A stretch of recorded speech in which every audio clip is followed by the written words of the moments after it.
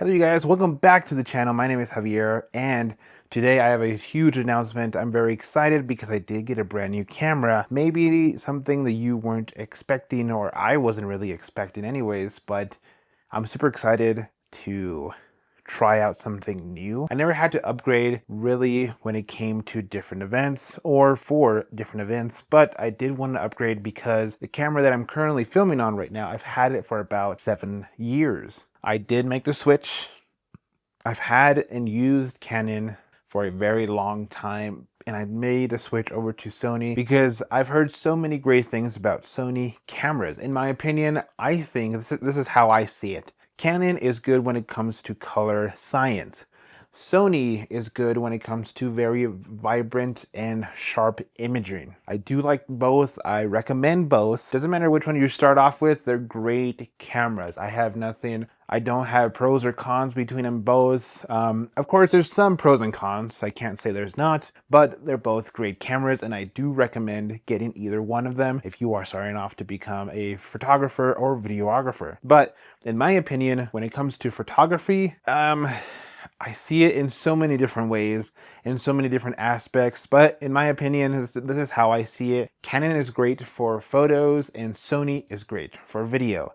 But vice versa, in a way, I have been trying to test out the Sony camera in both scenarios, photo and video. Same with the Canon. Like I said, I've used it for many years. This is the Canon 90D that I'm filming on, and it's a great camera. I had no need to upgrade. It did perfectly fine in many different scenarios, but in one aspect, it does not do well in low light situation. There's a lot of noise when it comes to this camera. And so if you guys were wondering, well, what camera did you upgrade to? What camera did you switch from? So I'll cover this because I'm probably going to use this later. This is the Sony a7 III. I'm super excited. I'll show you guys right here. The Sony a7 III. It's a huge investment. It's a huge upgrade from my current setup right now. Like I said, I haven't had a need to upgrade to a Sony camera or to a different camera. In fact, I really wanted to go to the Nikon ZR, but I was very close to getting it, but I made the switch to Sony and to see how it works for me and in different scenarios. So I did unbox this camera already, but if you do want to know what's inside the box, please let me know down below and I'll do in-depth unboxing review of the Sony a7 III. But I wanted to show you this is fully unboxed, set up with the camera strap for your neck. My first thought about this camera is it's a very heavy camera for sure. A different lens. I really don't like fixed lenses. I know there's a lot of people out there that prefer fixed lenses at 24 millimeters or 35 or 70. I don't like fixed lenses. I prefer to zoom in and out when I need to. Another different thing is this lens hood here. I've never used one of these. I don't see what the big issue is or really the behind of why this really exists. I'm assuming two things. One, it blocks the light or sun from different angles when you're outside shooting or in studio or at an event. You don't want a spotlight hitting it or any other thing hitting the lens, so it kind of protects it from wind and dust as well. But like I said, it's a good camera. It's very heavy though. I haven't tried it out on my Ronin gimbal yet. I know you can shoot vertical and portrait now on it. I am going to be shooting a home tomorrow with this camera. Going to be shooting more real estate hopefully this year. So a great feature about this camera here is it has a new back illuminated full frame sensor built into the camera. It does have advanced image processing. So this does come with a 24.2 megapixel resolution. On the box, I believe it does say the same thing. Oh,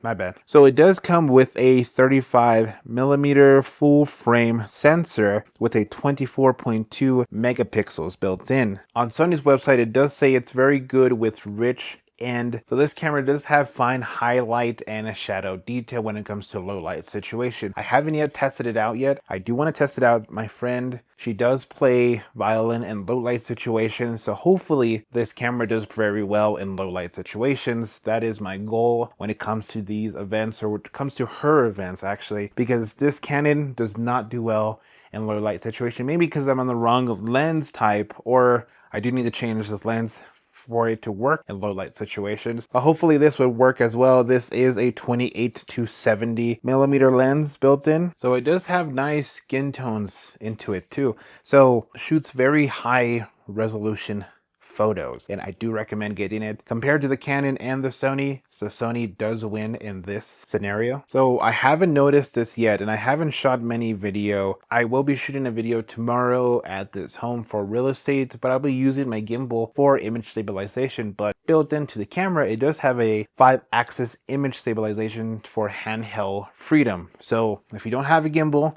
you're totally fine. It will stabilize your video and photo to keep it in frame. It also does have a 5-axis telephoto lens built in, so if you're very zoomed in, it does keep that image steady for you if you don't have very steady hands. And according to Sony's website, it does have a 5-axis stabilization built in for long exposure imaging. This also has a wide 693 point autofocus coverage in the whole frame. So it's very cool. It'll keep everything focused. Doesn't matter where it is in the frame, it'll keep it focused and nice and sharp. This also has a fast autofocus response, steady, fast tracking feature built in. Like I said, I haven't used this feature yet. I will be shooting more video with this camera to see if it does promise those features, because I know for sure on this Canon camera that I'm shooting on, it does have, oh, what's that feature called? It does have the servo built into the Canon.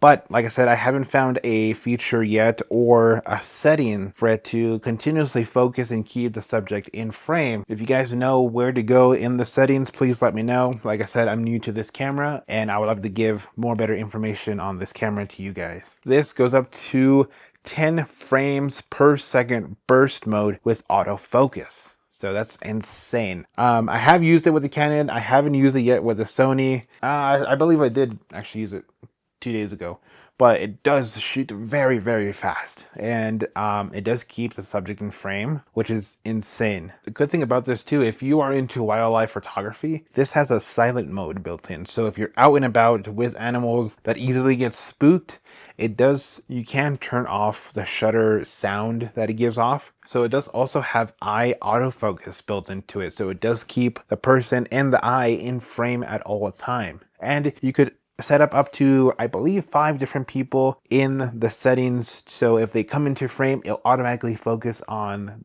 each person. This also shoots in full frame 4K HDR, higher resolution. And it's, like I said, it shoots very well. Let me just dive in here real quick to just show you what I have here on the settings for it. At 4K, 30 frames per second is the highest that you can go with frames per second.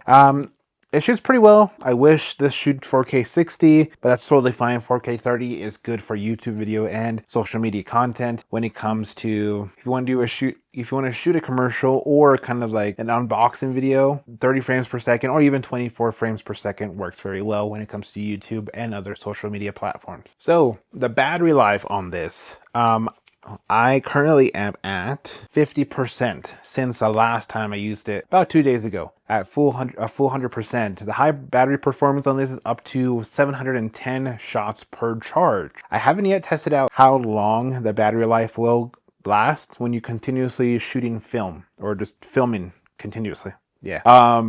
But per charge, like I said, it's not that bad. This is a small battery. Actually, it's about the same size as the Canon battery that I have right now. I do need to buy more. I have normally 3 batteries for the Canon one. Do need to buy more of these. Like I said, it charges pretty fast. It should last you 2-3 days on full battery charge. It depends on how much you're shooting. Like I said, this has 710 shots per charge. So it does charge with, I believe, let's take a look at the charger. It is a micro USB. Also, it does have a Type-C charger built in, I believe, to transfer information. So there's one thing I do like about this Canon that Sony does not have in this particular model.